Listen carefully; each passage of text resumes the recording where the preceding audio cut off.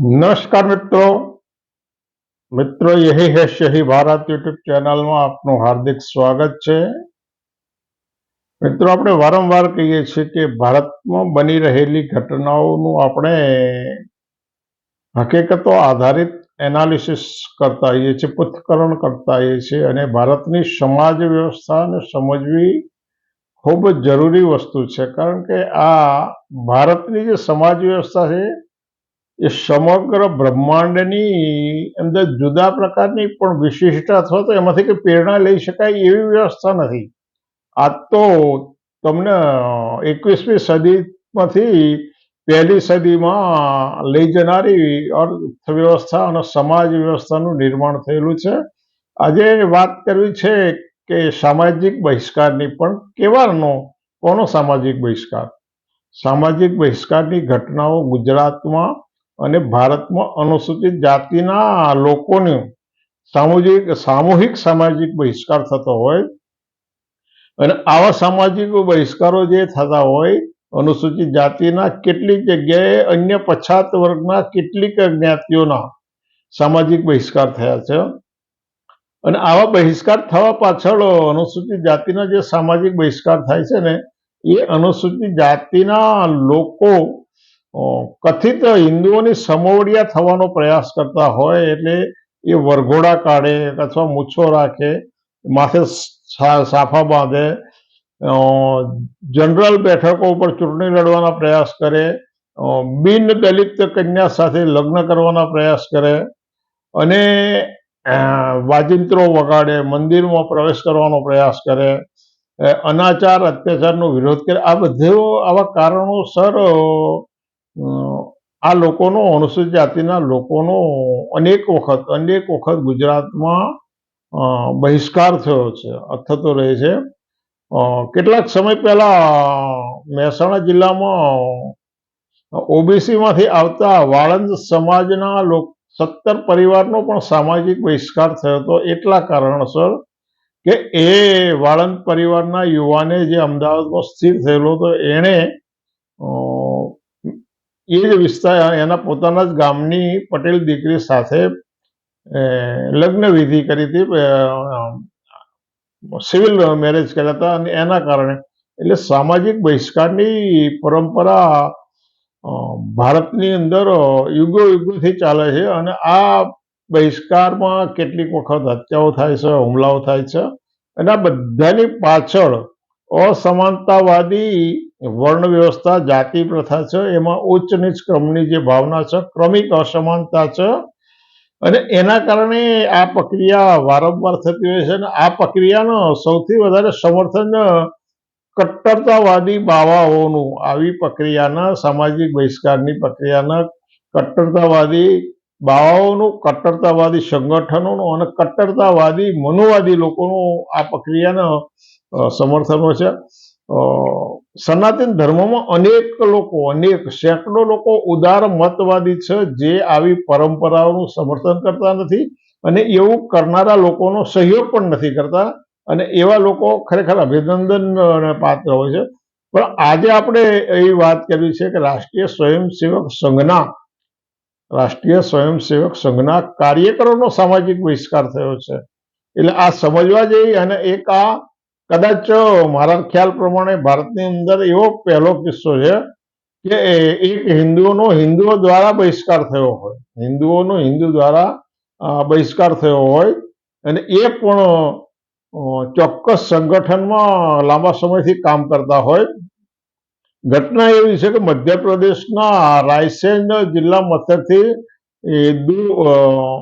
100 kilometre દૂર ઉદયપુરાના પીપરિયા પુવારિયા નામનું ગામ છે અને ત્યાં આગળ અનુસૂચિત જાતિના એક સંતોષ મહેતર નામનો એક અનુસૂચિત જાતિના નાગરિકના એના પિતાનું અવસાન થયું અને એના પિતાના અવસાન પછી એણે મૃત્યુભોજ રાખ્યું અને એ પોતાના મૃત્યુભોજની અંદર ગામમાંથી 3 વ્યક્તિઓ, મનોજ પટેલ, સત્યેન્દ્રસિંહ રઘુવંશી અને ભરતસિંહ ધાકડે, આ 3 વ્યક્તિઓ પણ આ મૃત્યુભોજમાં હાજર રહી અને એમણે ભોજન ગ્રહણ કર્યું એટલે આ વસ્તુનો કોઈક વિડીયો ઉતાર્યો અને વિડીયો વાયરલ થયો અને આખી વસ્તુ આ લગભગ એકાદ મહિના પહેલાની બાબત છે. આખી વસ્તુ ખૂબ ચર્ચાસ્પદ બની અને એના કારણે પંચાયત મળી અને પંચાયતે એવું જાહેર કર્યું કે ભાઈ દલિતના ઘેર ભોજન કરવું ને એ ગૌ હત્યા કરતા મોટું પાપ છે. દલિતના ઘેર ભોજન કરવું એ ગૌ હત્યા કરતા મોટું પાપ છે. પંચાયતે આટલાથી અટકીને પંચાયતે આદેશ કર્યો કે ભાઈ દલિતના ઘેર જેને ભોજન કર્યું છે ને એ જાતિના ધોરણોનું ઉલ્લંઘન કર્યું છે. જો તેઓ સામાજિક બહિષ્કારનો સામનો એમનો સામાજિક બહિષ્કાર થાય એવું ન ઈચ્છતા હોય તો એ લોકો ગામના ભોજન કરે, આખા ગામનું ભોજન કરાવે અને સાથે સાથે પોતાને શુદ્ધ કરવા માટે ગંગા સ્નાન કરે.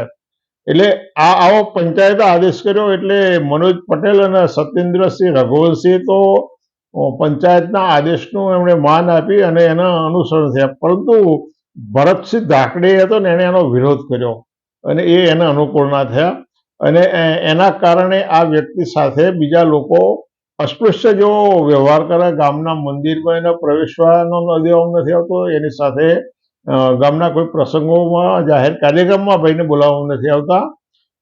એટલે એણે પંચાયતના સભ્યોને દરખાસ્ત કરી એટલે એમણે બીજો વિકલ્પ આપ્યો કે કામ કર, તું માથે મુંડન કરાવી દે અને એના જીવતા પિતાનું પિંડદાન, એટલે પિંડદાન તો મૃત્યુ પછી હિન્દુઓમાં થતું હોય, જે વ્યક્તિ મૃત્યુ પામે એટલે એના પિતા જીવિત છે અને એનું પિંડદાન કરે.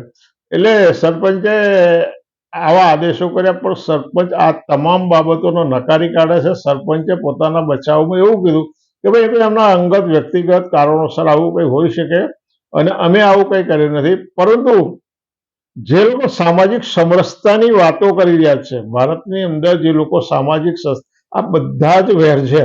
આ વર્ણ વ્યવસ્થાનું કેટલું મોટું ઝેર છે. આ ત્રણ વ્યક્તિ રાષ્ટ્રીય સ્વયંસેવક સંઘના કાર્યકરો છે, સંઘ સાથે જોડાયેલા છે અને એમાં સંતોષસિંહનો એક મિત્ર છે, જે પટેલ છે, શિક્ષક છે એ, અને 15 વર્ષથી એકબીજાને સંતોષ મહેતર, એની અટક મહેતર છે, સંતોષ મહેતર જે અનુસૂચિત જાતિનો નાગરિક, એ અને પેલા પટેલ તો મિત્રો છે અને એકબીજા બહુ સારી રીતે પરિચિત હતા. હવે જે સંસ્થા સાથે આ લોકો જોડાયેલા આવું કામ કરતા હોય અને એની સાથે આવો જે પ્રયાસો થાય એટલે આ એક વર્ણ વ્યવસ્થાનું ઝેર કેટલું બધું કાતિલતાથી આ લોકોની નસે નસમાં રગમાં ઉતરી ગયું છે અને છતાંય સામાજિક સમરસતાની વાત કરવામાં એટલે આ બધા તમામ પ્રકારનું ઝેર અકબંધ રાખી, તમામ પ્રકારનું ઝેર અકબંધ રાખી અને ઉપરથી લીપણ કરવાનું, ભાઈ તમે અને અમે એક છીએ, તમે અને અમે એક છીએ, આપણે સમાન છો એવી. એટલે ધૂળ ઉપર લીપણ કરો એટલે નીચે જે ધૂળનું આવરણ હોય એ એના મૂળ તળિયાને ચોંટવા ના દે. એટલે આ સામાજિક સમરસતાની જે વાતો છે અને સામાજિક સમરસતાની જે વિભાવના છે ને, આવી ખોખલી અને અતિશય ઝેરીલી વિભાવના છે. એની અંદર ક્યાંય પણ પોતાના અંદરથી આ બધા ભાવો દૂર કરી, આ માનસિકતા દૂર કરી અને આત્મસાત કરવાનો ક્યાંય ભાવ નથી, ક્યાંય વિચાર નથી. માત્ર ને માત્ર અમે તમને સમાઈ લીધા છે એવું કહેવા માટે.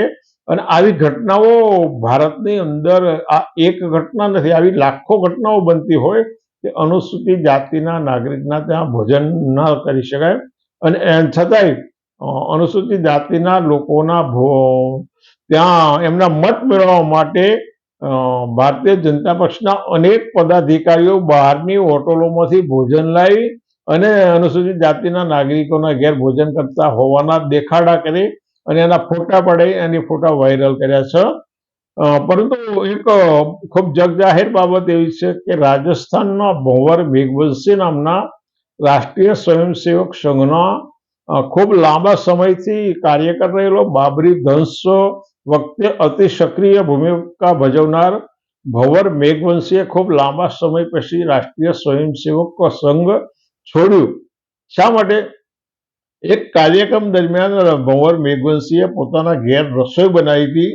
એ રસોઈ જે આ બધા સંઘના કાર્યકરો આવ્યા હતા એમણે જમવા ના બેઠા, પરંતુ એમણે એમ કહ્યું કે તમે અમને રસોઈ પેક કરી આવો અને આગળ બીજા ગામે ઉતાવળ છે એટલે ત્યાં જઈને જમી લઈશું.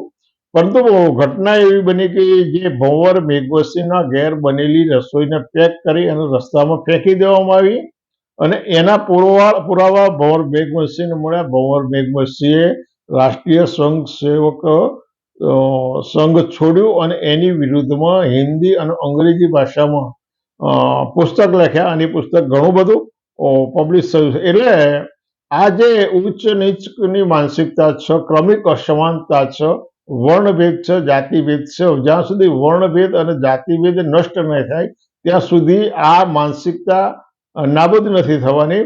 હવે આ લોકો જ ઘણા બધા બાવાઓ જે લોકોના શરીર ઉપર ભગવા કપડાં હોય એવા ઘણા બધા જ નહીં, એની અંદર ઘણા બધા માનવતાવાદી સાધુઓ છે કે જેને ખરેખર એના ચરણ સ્પર્શ કરવા જોઈએ, પણ એ બહુ ઓછા ગણ્યા ગાંઠે 2-5 હોઈ શકે. પરંતુ મોટા ભાગના જે પોતાના શરીર ઉપર ભગવા કપડાઓ વીંટાળે છે આવા બાવાઓ આનું સમર્થન કરતા હોય છે. આધુનિકતાની વાતો કરનારા હોય અને એ ઓલી પાછા રામ ભક્તો માટે ચોપડા વિતરણની વાતો કરે. એટલે આ વર્ણ વ્યવસ્થાનું સીધે સીધું અનુમોદન છે, વર્ણ વ્યવસ્થાનું અનુમોદન છે. અને જ્યાં સુધી વર્ણ વ્યવસ્થા હશે ત્યાં સુધી જાતિ વ્યવસ્થા રહેવાની છે. જાતિ વ્યવસ્થા જાતિ ભેદનું સમર્થન કરે છે અને એની અંદર ક્રમિક ઉચ્ચ નીચની ભાવના સમાયેલી છે. એટલે જ્યાં સુધી આ વ્યવસ્થા છે ત્યાં સુધી આ બધા જ દૂષણો રહેવાના છે. આ દૂષણોમાંથી મુક્ત થવું હોય, સબળ અને બૃહદ ભારતનું નિર્માણ કરવું હોય તો સૌથી પહેલી જરૂરી છે કે ભારતમાંથી વર્ણ વ્યવસ્થા, જાતિ ભેદ અને જાતિ પ્રથા નાબૂદ કરવી જોઈએ. મિત્રો, તમને યોગ્ય લાગે તો ચેનલ સબસ્ક્રાઈબ કરો, લાઈક કરો, શેર કરો, કોમેન્ટ કરો, કારણ કે આ અમારું કામ છે. અમે અમારી ફરજ બજાવતા રહીશું. તમને યોગ્ય લાગતું હોય તો લાઈક કરો, કોમેન્ટ કરો, શેર કરો. તમારે માત્ર અડધી મિનિટનો સમય આપવાનો છે અને એ અડધી મિનિટમાં તમે એને લાઈક કરી શકો છો, શેર કરી શકો, કોમેન્ટ પણ કરી શકો છો. મળીશું પછી. આવજો.